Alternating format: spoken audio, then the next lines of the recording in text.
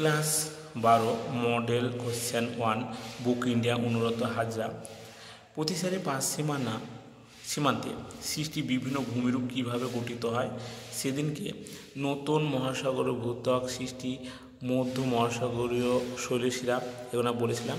আজ তারপরে গোস্ত পতাকা সৃষ্টি মানে তার আগে ছবি দেখলি। ধরো এটা একটা শিলাখণ্ড, একটা শিলাখণ্ড পরস্পর যখন কী হচ্ছে, এ ওইখান থেকে চলে যাচ্ছে, এ ওখানে চলে যাচ্ছে, তখন চলে যাওয়ার জন্য এখানে একটা টান সৃষ্টি হচ্ছে। টান হচ্ছে মানে কি, মানে এইভাবে থাকার পরে কি এইভাবে যেগুলো কী হবে, টান সৃষ্টি হবে। তাহলে প্রথম অবস্থায় টান সৃষ্টি হয়, তারপরে কি হয় দেখো ফাটল হয়ে যায়, ফেটে যাওয়ার পরে কি হয়, এই ফাটল বরাবর নিচে দিকে বসে যায়, যেটা তৈরি হয় না সেইটাই হচ্ছে গোস্ত উপত্যকা। তার সংজ্ঞাটা দেখে নিই যে প্রতিসারি পাত সীমানা বরাবর দুটি পাত পরস্পর বিপরীত দিকে সরে গেলে দুই দিক থেকে শিলার টান পড়ে। তাহলে এইভাবে থাকার জন্য কী হচ্ছে, ওদিকে চলে যাচ্ছে, যখন এদিকে চলে যাচ্ছে না, তখন কী হচ্ছে, এখানে একটা টান সৃষ্টি হচ্ছে,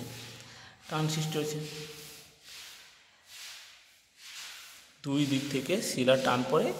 এই টানের ফলে ভূত্বকে প্রথমে ফাটলের সৃষ্টি হয়। তাহলে ভূত্বকে প্রথমে এখানে কি হলো, ফাটল সৃষ্টি হলো, টানের ফলে কি হচ্ছে, ফাটল সৃষ্টি হলো। এই টানের ফলে ভূত্বকের প্রথম ফাটল সৃষ্টি হয় এবং সেই ফাটল বরাবর ভূত্বকের নিচে বসে গিয়ে রৈখিকভাবে সংকীর্ণ গোস্ত উপত্যকা সৃষ্টি হয়।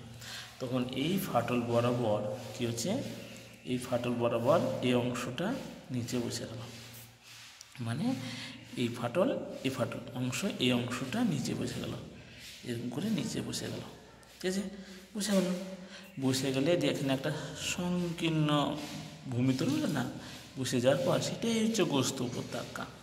বাস সেটাই গোস্ত উপত্যকা। তাহলে কি বললাম যে প্রতিসারি পাত সীমানা বরাবর দুটি পাত পরস্পর বিপরীতে দিকে সরে গেলে দুই দিকে থেকে শিলার টান পড়ে। এই টানের ফলে ভূত্বকের প্রথমে ফাটলের সৃষ্টি হয় এবং সেই ফাটল বরাবর ভূত্বকের নিচে বসে গিয়ে রৈখিকভাবে সংকীর্ণ গোস্ত উপত্যকা সৃষ্টি হয়। যেমন পৃথিবীর গোস্ত উপত্যকা হলো আফ্রিকার পূর্ব, যেটা দ্য গ্রেট রিফট ভ্যালি। এবার আগ্নেয় পর্বত কি তার আগে দেখেলি। আগ্নেয় পর্বত দেখো, এটা হচ্ছে ধর সমুদ্র, এটা ফাটল, এর উত্তপ্ত ফাটল দিয়ে ম্যাগমা বেরিয়ে এলো, বেরিয়ে এসে এরকম জমা হয়ে গেলো, তো পর্বতের মতন তৈরি হলো সমুদ্র তলাতে। এইটাই হচ্ছে আগ্নেয় পর্বত। তাহলে কী হচ্ছে, ভূগর্ভস্থ বা পৃথিবীর গর্ভস্থর উত্তপ্ত ম্যাগমা ফাটল পথ বেরিয়ে এসে সৃষ্টি বা সমুদ্র তলদেশে সঞ্চিত হয়ে যে পর্বত সৃষ্টি হয় তাকে আগ্নেয় পর্বত বলে। তাহলে এই সমুদ্র ভূগর্ভস্থ মানে পৃথিবীর ভিতরে গুরুমণ্ডলে উত্তপ্ত ম্যাগমা যখন ফাটল দিয়ে বাইরে বেরিয়ে এলো, দিয়ে জমা হয়ে যেটা তৈরি হলো না, সেটা হচ্ছে পর্বতের মতো হলো, সেটাকে আগ্নেয় পর্বত বলা হয়। তাহলে ভূগর্ভস্থ মানে পৃথিবীর ভিতরে উত্তপ্ত ম্যাগমা ফাটল পথে, তাহলে এই উত্তপ্ত ম্যাগমা ফাটল পথ ধরে কি হচ্ছে, সমুদ্র তলদেশে সঞ্চিত হয়ে যে পর্বত সৃষ্টি হয়।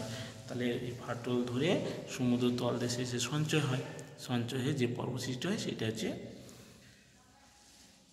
আগ্নেয় পর্বত। সমুদ্র সৃষ্টি দুটি পাত পরস্পর বিপরীতে চলে গেলে, তাহলে দুটি পাত যখন পরস্পর থেকে বিপরীতে চলে যায়, পরস্পর থেকে দুই দিকে চলে গেলো, এদিকে চলে গেলো, এদিকে চলে গেলো, চলে যাওয়ার জন্য কি হয়, বিপরীত সরে চলে যাওয়ার জন্য অনেক সময় সমুদ্রে সৃষ্টি হয়, যেমন আফ্রিকা ও আরবীয় পাতের মাঝে লোহিত সাগর ও এডেন উপসাগর সৃষ্টি এইভাবে হয়েছে। মানে আফ্রিকার ভারতীয় পাত্রের আরবীয় পাতের মাঝে লোহিত সাগর, আবার এডেন উপসাগর সৃষ্টি এইভাবে হয়েছে। তারপর ভূমিকম্প অগ্নুৎপাত, প্রতিসারি 5 সীমানায় পাত অঞ্চলে অগ্নুৎপাত ও ভূমিকম্প হয়। এই যে এই প্রতিসারির জন্য এই চলে যাচ্ছে, এই চলে জন্য এখানে ভূমিকম্প অগ্নুৎপাতও হয়ে থাকে। তাহলে এই গেল একটা 5 মার্কের প্রতিসারি 5 সীমানা সৃষ্টির বিভিন্ন ভূমিরূপ কীভাবে সৃষ্টি হয়।